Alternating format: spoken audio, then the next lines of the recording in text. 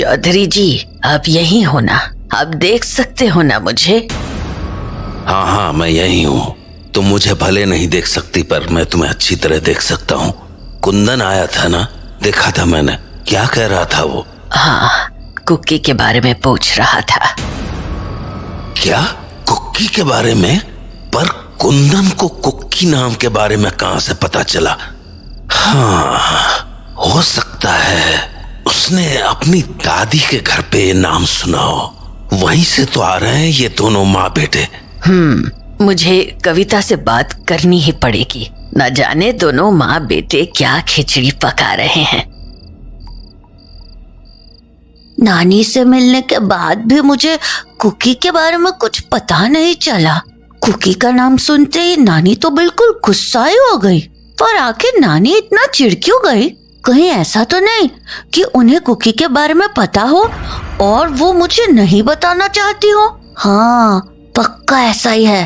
वो इतने सालों से इस गांव में रह रही है, उन्हें तो गांव के बारे में सब कुछ पता होता है। फिर ऐसा तो हो ही नहीं सकता कि उन्हें कुकी के बारे में पता ना हो। पर अब क्या करूं मैं? नानी से दोबारा यही बात पूछना ठीक नहीं रहेगा। पर अब पूछूं तो किससे? हाँ, घर जाके मासी से पूछता हूँ। उन्हें पक्का पता होगा इस बारे में।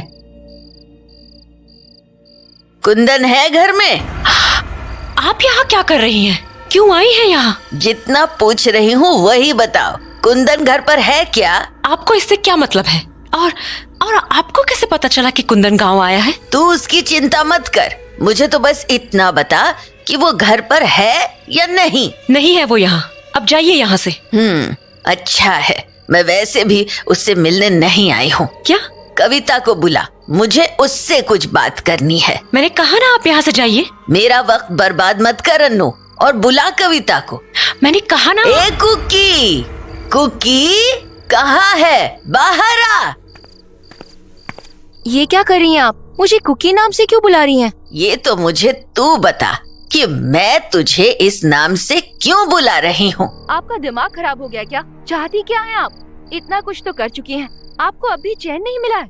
अरे नानी आई हुई है।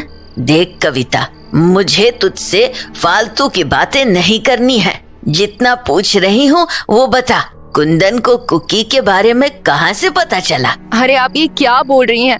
मुझे कुछ भी समझ नहीं आ रहा है। कुंदन क्यों जानेगा मेरे पुराने नाम के बारे में? ये मेरे सवाल का जवाब नहीं है कविता। सच सच बोल, कहीं तेरी सास ने तो उसे नहीं बता दिया कि तेरा नाम कुकी है? तुम लोग वहीं से आए हो ना?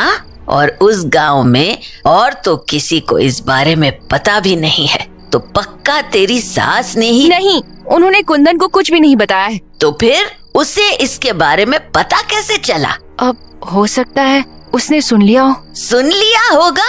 कहाँ से सुन लिया होगा? वो हम लोग बातें कर रहे थे, तभी उसने ये नाम सुना होगा। बातें? तुम लोग कुकी नाम के बारे में बातें क्यों कर रहे थे? क्योंकि पाटोदा गांव में मुंजिया का कहर फैला हुआ था।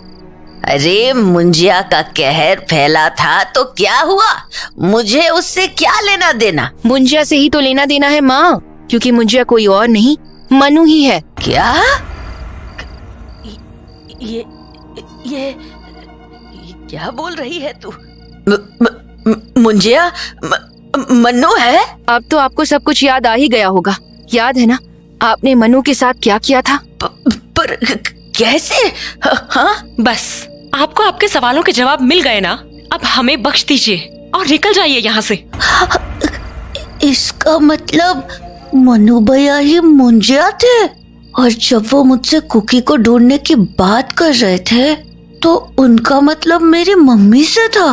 तभी उन्होंने कहा था कि कुकी पखेड़ा गांव में है और उसका पति भी मर चुका है और उसका एक बेटा भी है। हाँ, मतलब वो मेरी और मेरे पापा की बात कर रहे थे कि कहीं मम्मी को उनसे कोई खतरा तो नहीं है। पर मनु भैया तो अच्छे थे। फिर मेरे तो कुछ समझ ही नहीं आ रहा है। आ गई तुम? क्या बात हुई कविता से? क्या बताया उसने? मन्नू मुंजिया बन चुका है।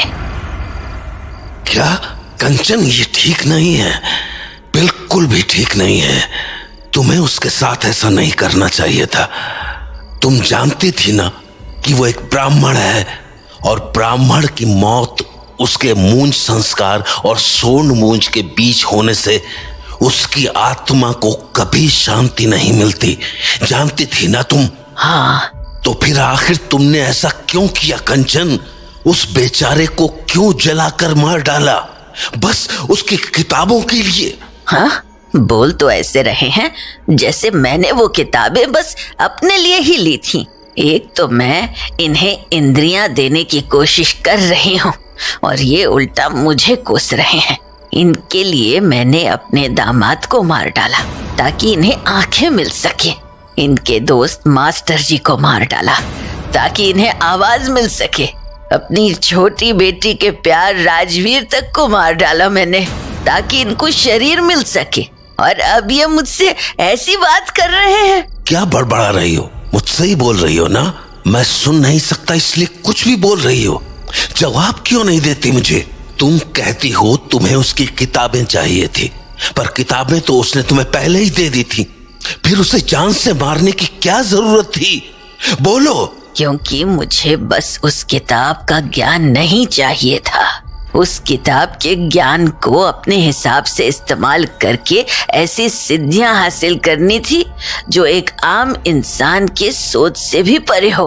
और आज देखो मुझे, मैंने वो सारी विद्याएं सिद्ध कर ली हैं जो लोग अपने सपने में भी नहीं सोच सकते। अगर आज मन्नू जिंदा होता तो वो मेरे रास्ते का कांटा जरूर बनता, क्योंकि वो कविता से शादी करके इसी घर में आने वाला था। अगर उसे मेरी तंत्र विद्या का पता चल जाता तो वो मेरी सारी सिद्धियों को नष्ट कर देता। सीधे सीधे क्यों नहीं कहती हो तुम कि तुम हमेशा से डायन विद्या सीखना चाहती थी, और मन्नू एक ज्ञानी ब्राह्मण होने के नाते ऐसा कभी नहीं होने देता। तुम्हें जो सोचना है सोचो, मेरे पास वैसे भी समय कम है। गांव का संकट अब तक पूरी तरह से टला नहीं है।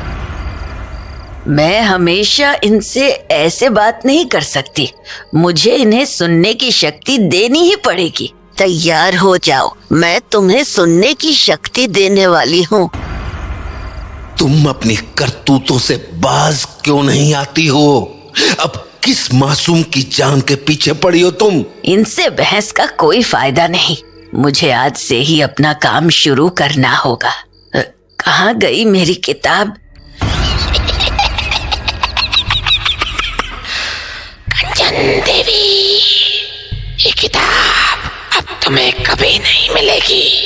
अब मैं भी देखता हूँ कि तुम अपनी सिद्धियाँ कैसे पूरी करती हो।